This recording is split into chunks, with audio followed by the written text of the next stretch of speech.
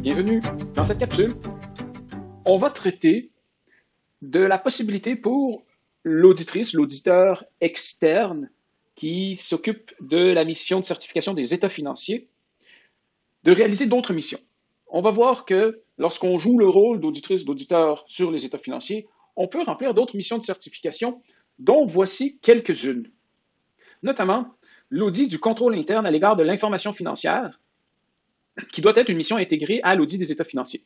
Okay, là, j'en profite tout de suite pour ouvrir une petite parenthèse. Dans certaines circonstances, notamment pour la NCA 805, on n'a pas nécessairement besoin d'être l'auditrice, l'auditeur du jeu complet d'état financiers pour réaliser une mission en vertu de la 805.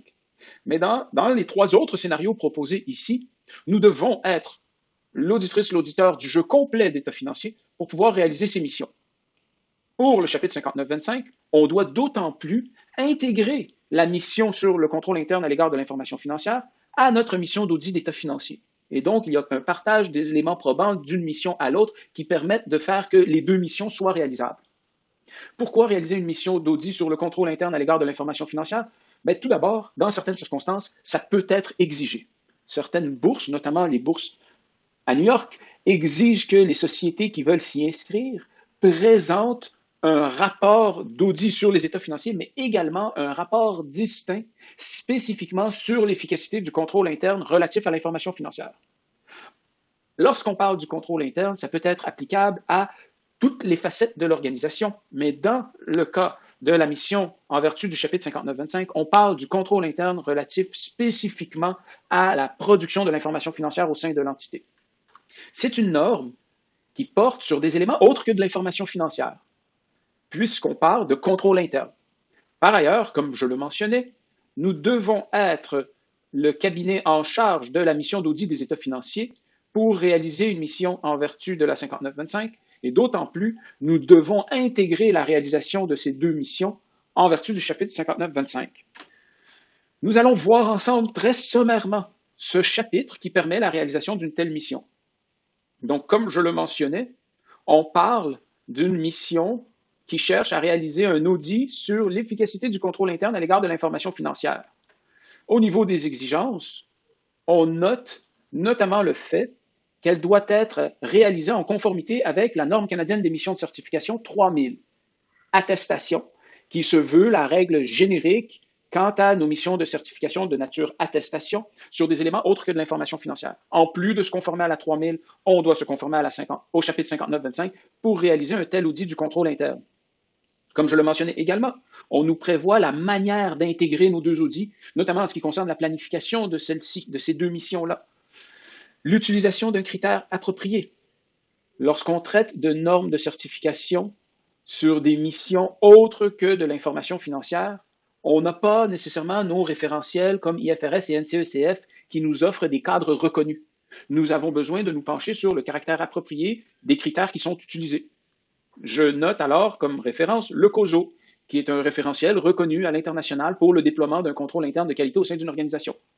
Lorsqu'on poursuit dans les exigences, eh bien, on retrouve le processus usuel de mission de certification, allant de l'acceptation, l'évaluation des risques, la planification, la réalisation de notre mission avec nos réponses, nos tests, pour finalement être capable de se former une opinion et d'aboutir à un rapport. On note que dans les modalités d'application, on nous dit que le rapport peut être combiné ou il peut être distinct. Et donc, dans un cas où vous consultez un rapport d'audit sur les états financiers d'une société, ne soyez pas surpris si vous trouvez une section qui porte spécifiquement sur l'efficacité du contrôle interne à l'égard de l'information financière, qui est directement intégrée, puisque la norme, elle le permet. Par ailleurs, vous trouverez également, à l'occasion, deux rapports distincts.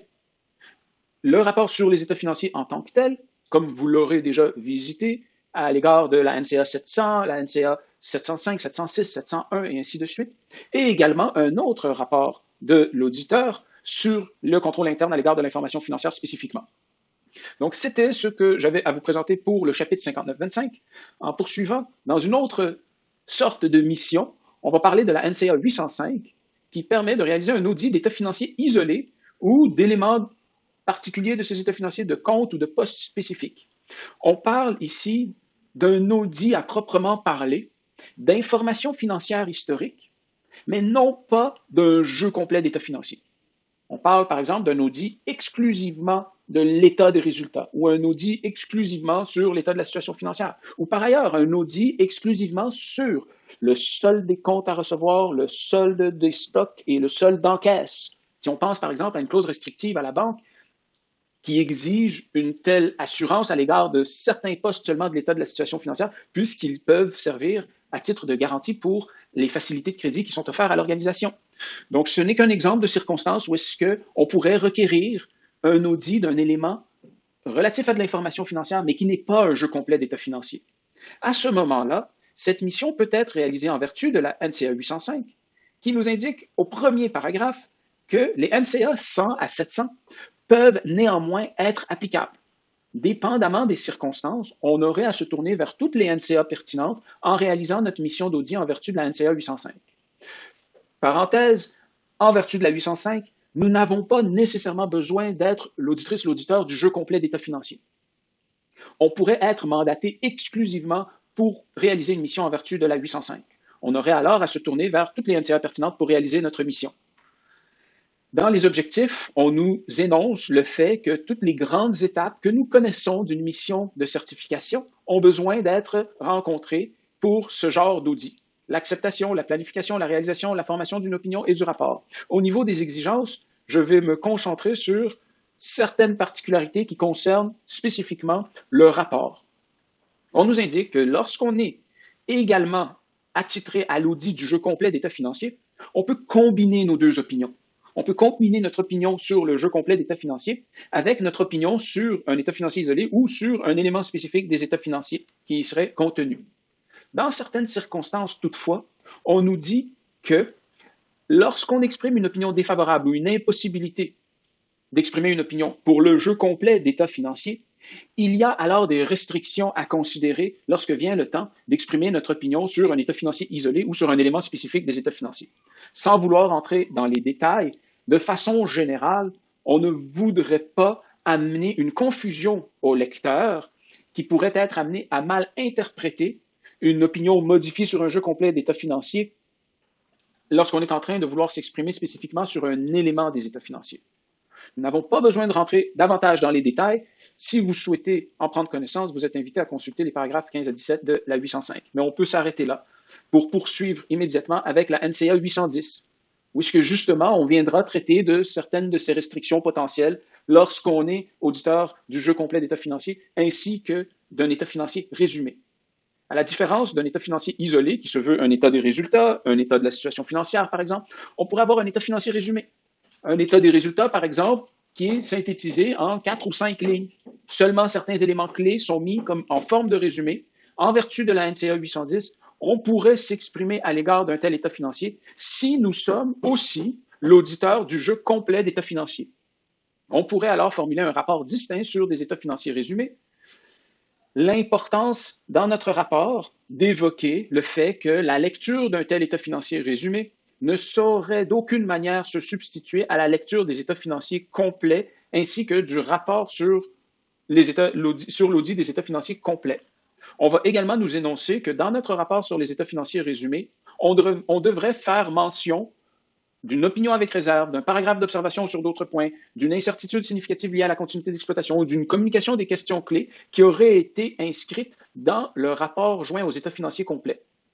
Lorsqu'on mentionne un tel élément, parce qu'il se retrouve dans le rapport sur le jeu complet d'états financiers, on a quand même la possibilité d'exprimer une opinion non modifiée à l'égard des états financiers résumés. Par ailleurs, si on se retrouve dans une position où le rapport des états financiers complets comporte une opinion défavorable ou une impossibilité d'exprimer une opinion, on pourrait produire un rapport sur les états financiers résumés en mentionnant cette circonstance-là et en ajoutant qu'il est alors inapproprié de s'exprimer par voie d'une opinion sur les états financiers résumés. Lorsqu'on était à la 805 juste précédemment et qu'on nommait qu'il y a certaines restrictions pour ne pas induire le lecteur en erreur dans son interprétation d'une opinion modifiée à l'égard de l'état financier complet versus l'état financier isolé ou résumé, ici on en donne un exemple concret de ce genre de restriction-là.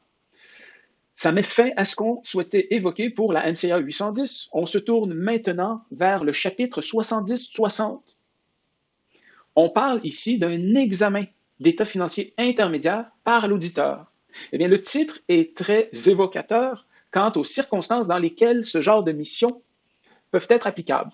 On est dans des circonstances où est-ce que, premièrement, on a un état financier intermédiaire qui pourrait faire l'objet d'un examen par notre auditeur. Et les termes sont importants. Si on parle de l'auditeur, on parle d'une assurance raisonnable qui est fournie par cet acteur-là, alors qu'on est dans une mission d'examen.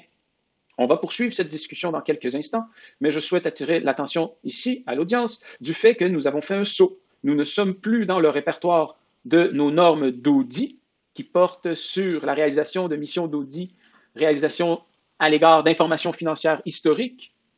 Nous sommes plutôt dans l'avenue des missions d'examen qui permettent, elles, de fournir une assurance limitée, mais nous mentionnons qu'il y a un lien entre la mission réalisée en vertu de ce chapitre 70-60 et la mission d'audit des états financiers. Regardons ensemble quelques éléments du chapitre 70-60. Dans son champ d'application, on nous indique que ça doit être une mission qui est réalisée par l'auditeur. Donc, on parle d'avoir été mandaté pour réaliser une mission en vertu des NCA.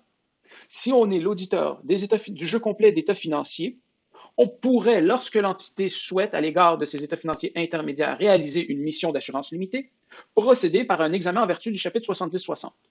Mais on nous ajoute, cette mission, elle est réalisée uniquement pour servir les fins du comité d'audit qui souhaite s'acquitter de ses responsabilités. Et c'est donc dans ce cadre-là qu'on pourrait accepter de réaliser une mission en vertu du chapitre 70-60. On va nous ajouter au niveau des exigences qu'on devrait avoir une lettre mission, un accord, un contrat pour cette mission spécifiquement.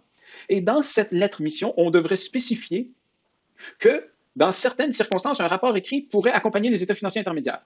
Donc, vous comprenez tout de suite que, de façon générale, le rapport sera communiqué uniquement de façon verbale. Et si je vous demande à qui, vous saurez, vu ce qui vient d'être énoncé dans cette capsule, que c'est au comité d'audit que serait prononcé ce rapport de façon verbale.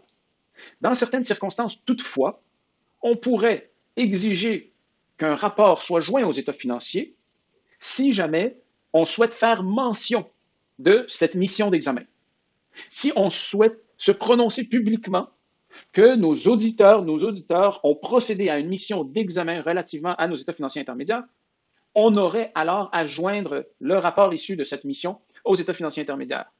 Par ailleurs, si on a une conclusion modifiée, on pourrait également exiger que le rapport soit joint aux états financiers ayant fait l'objet de la mission d'examen, les états financiers intermédiaires dans ce cas-ci. Donc, on comprend que ce sont des clauses que nous, auditrices, auditeurs, allons vouloir inclure pour aviser le client que si jamais on se retrouve dans ces circonstances, on aurait à joindre un rapport. Et si on s'entend que ces circonstances ne devraient pas survenir, bien, on s'attend à ce que le client ne fasse pas mention de notre mission d'examen à l'égard de ces états financiers intermédiaires.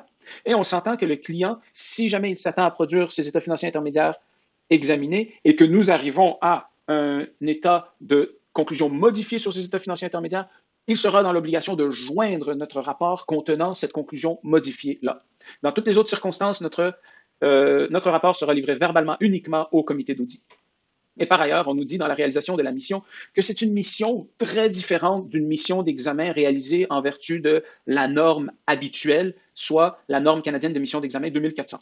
En effet, puisque le chapitre 70-60 doit être réalisé par l'auditeur du jeu complet d'état financier, on comprend que cet auditeur a une compréhension de l'entité qu'il a acquise notamment en vertu de la NCA 315, beaucoup plus étendue que ce que le professionnel en exercice en vertu de la 2400 aurait eu à acquérir. Cela le positionne de manière privilégiée pour procéder de manière particulièrement efficace à ses demandes d'information et ses procédures analytiques pour parvenir à ses fins et à accomplir cette mission en vertu du chapitre 70-60. Donc, ça met fin à ce que nous voulions traiter en ce qui concerne ces missions particulières que l'auditeur pourrait avoir à réaliser parallèlement à sa mission d'audit sur les états financiers. À bientôt.